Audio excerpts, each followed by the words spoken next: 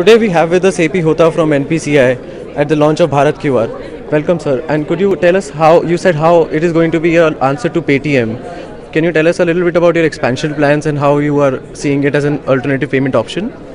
Don't put me as if really it is a confrontation with Paytm. What I'm saying is that now all the banks have come together under IBA umbrella and with Reserve Bank's blessing to have a common QR code for card payment and beyond cards. Today what happened is all the four networks, card payment networks, came together and brought out the BharatQR. So the carded customers can download the application from their banks, and if they have to transact in QR code based transactions at the merchants having QR, they can really do so, and there is no need for separate QR code for Visa, MasterCard, RuPay or American Express. Single QR can take care. So this solution is right now for only carded customers. What are your plans going forward for people who don't have debit cards and plastic money yet?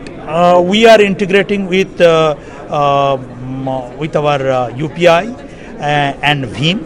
And once that is integrated, the scan and pay option of the UPI would immediately invoke the BharatQR, because BharatQR has the option of VPA, virtual payment address. It is through that virtual payment address the payment would be made.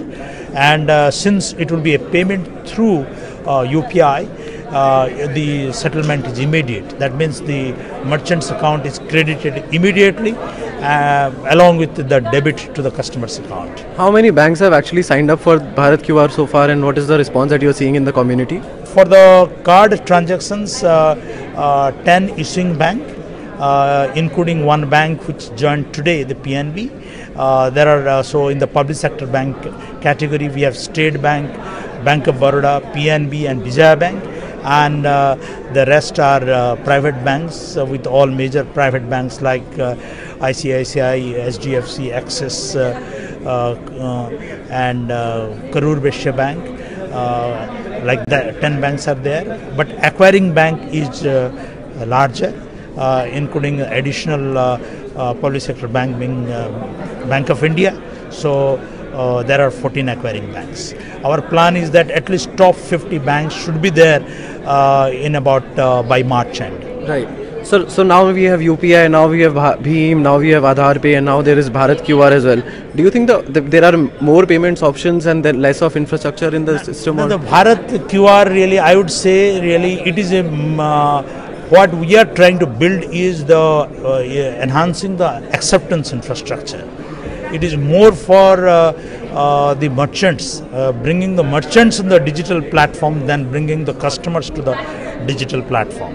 The customer is already on digital, either on the card using POS transactions or UPI. Now those customers can come to asset-light acceptance infrastructure, that is the QR code, BharatQR. So final question on the RBI's MDR guidelines. What do you think? What do you make of the guidelines now that the bank has proposed drastic cuts to the MDR? Now it is pretty good in the sense a new category, a small merchant category has been introduced for a country of our size.